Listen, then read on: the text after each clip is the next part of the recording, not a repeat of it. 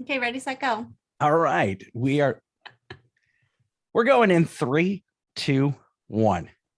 That's right. You're listening to the No New Friends podcast, voted #1 by our friends and family. We are the podcast for adults who like to laugh at adulting. Please make sure you connect with us, the YouTube, the Facebook, the Instagram, all those good things. Just check out our Linktree link right there in the episode description. You can check out our merch, join our Patreon, everything that you need to know and do with the No New Friends podcast. It's right there in that Linktree link in the episode description. My name is Scott. I am the host. With me, as always, my co-host, the queen of the Sunrail, Mary. Mary. And our producer, the scumbag reselling hoarder himself, Chris. Snakes. Why did it have to be snakes? Raiders of Indiana the Jones. Lost Ark. Look at It's that. not Indiana Jones, it's Raiders of the Lost Ark. It's Raiders of the Lost Ark is the name of the movie. But it's Indiana. It's the Indiana Jones series, but it's not. okay, but I still had it right, kind of. That was from a movie. This is actually something I said on one of my Colorado Jones expeditions through somebody's hoarding house. I fell into their basement full of snakes. Chris is referencing an older episode, which is really funny. Colorado Jones and the search for the mysterious jade object. So a couple weeks ago, we talked about how my wife is the most adultiest adult ever. Just is on her game. I sent a picture to Mary, the thing that she was referencing, the little mixer thing that she uses to mix her greens. The frother actually broke next day. Later that day, we had a new one shipped to us from Amazon. She is on her game. No, seriously, that one day she was using a frother to stir up her super greens. Meanwhile, I'm pouring a mimosa. It's 8 a.m. Right, exactly. One day I'll grow up too, Rachel. I don't know. one day, not in height, but maybe maturity. You know, you have your stuff together if you're drinking super greens. I know, right? Yeah, I feel like it, right? Yeah. And she's got one of those mixing cups with the little metal ball that that she shakes. That's a blender cup. You just give it the blender cup. She's got if there's a kitchen gadget or if there's something for adulting, she has it. See, I use that for my chocolate milk. Your chocolate milk. Your Yoo-hoo. Yeah. You don't have to shake up. No, quick. God, what was the one with the rabbit? The quick. Nesquik. Nesquik. Yeah, Nesquik with the rabbit. I got all of them. I'm sure you do. I'm sure. So I told you guys the other night that our Nespresso maker's on the fritz. Yeah. So we had to pull out the really nice Mr. Coffee machine, the thing that mouth breathers use to make their coffee. We have to use it now. We have to brew a whole pot at a time instead of, making individual pots. So you had to brew it, not the people who work for you. Exactly. He had to call them to see how many cut to water to scoop ratio he needed. Yeah. So Rachel, it's got a timer on it. Rachel filled up the reservoir with water the night before. She put the coffee grounds in. Everything was all set. Hit the timer in the morning. I make my coffee, her coffee, and I taste it. And I'm like, okay, is it just me? Or are we now spoiled with an espresso? Because this is awful. And I am not a coffee snob. I've never been a coffee snob. I didn't start drinking coffee until I moved in with Rachel. And now I'm like, this is a really bad cup of coffee. You're like, oh, this is how the rest of the world lives. This tastes like broke. This tastes like poverty. So I'm like, babe, what is this, the Starbucks? Because we have Starbucks full bean that we put in the grinder and we grind it ourselves. And she's like, well, no, it's not. And I'm like, what do you mean? She's like, it's the other stuff that we have, the already pre-ground stuff. And I'm like, why would we use that when we have the Starbucks stuff? Yeah. She's like, the grinder's broken. I'm like, what? When did the grinder break? Your house is falling apart. I know. It's the money pit, with Tom Hanks.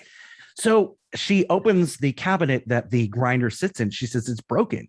It's missing the blade. And she's pointing it to me. And I said, or babe, maybe it's just upside down.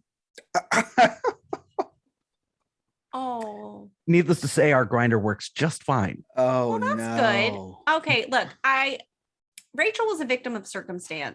Okay. Oh this is just excuse building. It's not excuse building. I like to call it empathy, Scott. Okay. Maybe you could learn, jot down a few notes.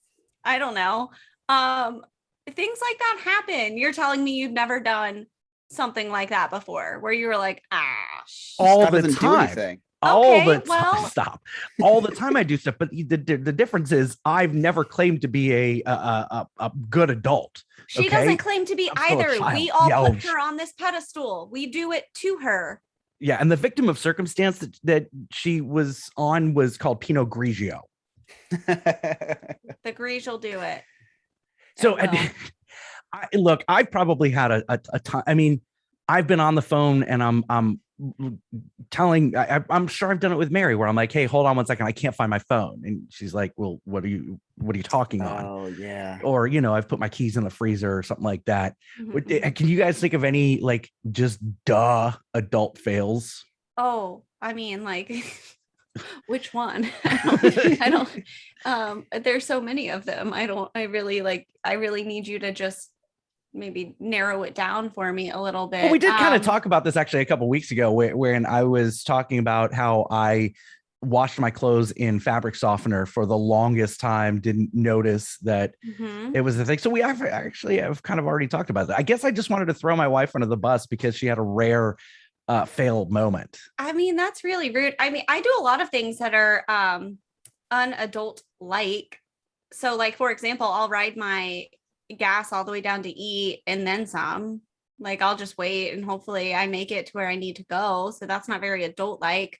I don't do that, but I definitely look at my gas tank and I'm like, I'll just get gas tomorrow. Yeah, it's famous last words. The worst thing ever. I do have something to admit that Emily hasn't heard yet, but I'm willing to just for content's sake, I'm willing to talk about Chris. Chris reveals so many secrets on this podcast where he's like, Emily doesn't know this. And I'm like, Emily listens, right? That's how I know how far behind she is, because I have based on which fight you have. Yeah. Oh, exactly. So you're 10 episodes behind, babe. Let's go. Throw it right back in her face. So anyway, she was away for the weekend. So I was like, let me do the wash, So I don't usually do the wash because I'm not very good at folding. So anyway, I'm doing the wash. I throw in the first load. What is it? What else is it called? Laundry? No, I was talking about washing myself. I'm just kidding. So you get crickets for that, sir. So I'm washing the laundry. Now I'm doing both, I guess. And the first load, I didn't know this, but now I do. The laundry machine. What? The laundry machine. Oh my gosh, the washing machine. That's why I call it the wash. The washing machine doesn't go the whole time. It stops for a little bit, right? And then I guess it goes into another rinse cycle. Yeah, different cycle. Correct. Right. Well, it stopped. Oh, I can see where this story is going. So anyway, I'm like, why does this take Emily so long? Like, this is very, very quick. So I take out all the darks, throw them in. And then I throw in the lights, and I go to do do the little twisty thing, the clicky thing, and then I pull out the knob, and no water is coming out. It's like, that's odd. And then when I close the lid, it starts shaking and stuff, but there's no water in there. It's like, what is the meaning of this? So needless to say, the meaning of this? So what do you do when anything else doesn't work? You just unplug it for 30 seconds and plug it back in, right? So I just had to restart the washer. It was a user error, I guess. That was I think it was a mechanical issue. Yeah, restart. You were a victim of circumstance. Needless to say, I got the colors, the whites, and the towels done in like 25 minutes. It took way longer to dry than it did to wash. Oh, I'm sure, because they were sopping wet. Yeah. It was. I've learned a lot this weekend. And I'm sure Emily's going to teach me a lot when I get off the podcast. Yeah, right. She's going to give you a tutorial. But if she could record that, and maybe we could put that on our YouTube channel. You throw enough crystal stuff in there. You throw enough of those crystals in there. It smells good. I assume it's clean. You do what you got to do your best, because not everything's done the right way. Okay, so I did make a very large mistake recently. So in my laundry room, I keep all of my cleaning supplies, so paper towels, things like that, but then also everything I need for my Swiffers, so the wet pads and then the dry pads, and then but also dryer sheets and all of that stuff. And somehow my like Swiffer dry sheets ended up on top of the dryer next to like where the dryer sheets are. Have you ever accidentally put a Swiffer dry cloth into your dryer with your clothes before? No, I'm not allowed to do laundry. It doesn't work out well. It's almost like if you put paper in there, it just falls apart and then your clothes are a little bit white. Oh man. It's just a little snowy, maybe some dandruff. Snowy. Oh man. So that was a little rough. Yeah. I don't want to talk about that anymore. I don't blame you. I don't blame you.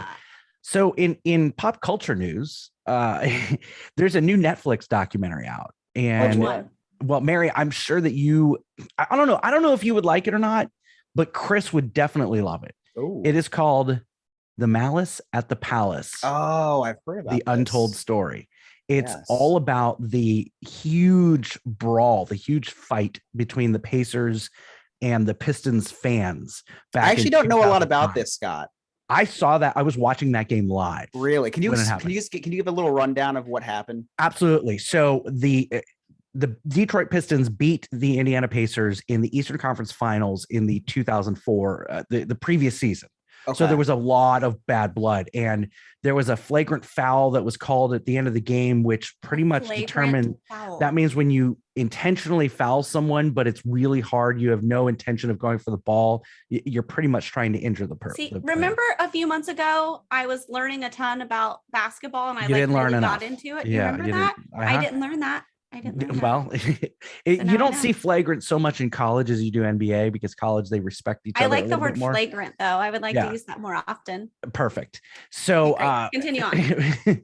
So it was a hard flagrant foul at the end of game 6, and that pretty much was determined the game, and the Pistons went on to win. So there's a lot of bad blood. So November, 7 games into the season, and it's a rematch. It's Detroit versus Indiana in Detroit. And about 42 seconds left to go in the game, Indiana was blowing Detroit out. The game was over. And Ron Artest goes up, and he there's a hard foul on Ben Wallace. It was a flagrant foul. Ben Wallace didn't like that. So he turned around and pushes Ron Artest. So it ends up being kind of this on-court scuffle. Very normal. It happens all the time in the NBA. Ron Artest, talking about Panda Friend? Panda Friend. Meta World Peace. Yeah, it was Panda Friend, now Meta World Peace. Yeah, Meta World Peace. Yes. I don't even know what you're talking about. Ron Artest is an old basketball player. He legally changed his name to Meta World Peace. Oh. Anyway, so he lays down on the scorer's table, and a fan throws a beer cup at Ron Artest, hits him in the chest. Ron Artest runs into the stands and starts wailing on fans. Oh. Steven Jackson runs up. He's like, my boy's up there. I got to make sure he's okay, because it's like 20,000 versus 2, and Ron Artest gets cold cocked from behind, and then fans start coming on the court. 2 guys come up to Jermaine O'Neal, and Jermaine O'Neal or Ron Artest. So Ron Artest punches him, and then Jermaine O'Neal comes running and decks the guy. Then, all these fans, as they're trying to get the Pacers off the court, they're throwing more beer and popcorn. Someone throws a chair. I mean, it is like a melee. And so this documentary, it really focused on Ron Artest, Steven Jackson, and Jermaine O'Neal, because Ron Artest got suspended for the rest of the season. They were 7 games. Did he really? Yep, the rest of the season. Wow. Jermaine O'Neal got suspended for 25 games, Steven Jackson 30 games. And Indiana didn't even make the playoffs that year. And Reggie Miller decided to retire after that year. Oh my God. Ruined their championship hopes that year. Wow. And it went to criminal court, because they were going to, file charges against these players. And there was no charges filed, because the court determined, look, these guys were defending themselves, and they were provoked, and were in their legal right to respond the way that they did.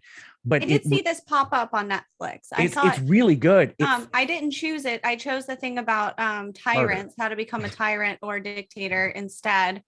Very good series. Step 1, be under 6 foot. The Tiny Tyrant.